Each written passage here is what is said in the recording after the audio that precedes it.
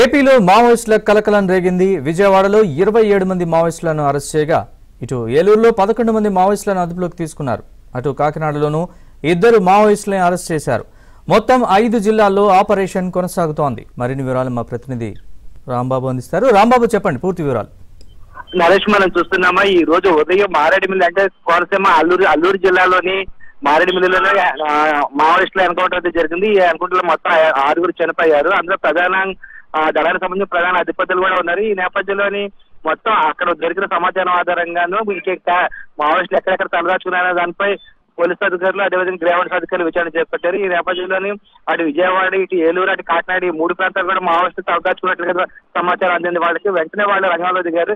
ఎక్కడెక్కడ వీళ్ళు తలదాచుకున్నారు దానికి సంబంధించిన సమాచారం సేకరించిన అధికారులు వెంటనే వాళ్ళని అదుపులోకి తీసుకోవడానికి చర్యలు చేపట్టారు. ఈ నేపథ్యంలోనే ఏలూరు గ్రీన్ సిటీలో ఒక అపార్ట్మెంట్ లోని కొంతమంది మావోయిస్టులు తలదాచుకున్నట్లు వాళ్ళ సమాచారం అందింది.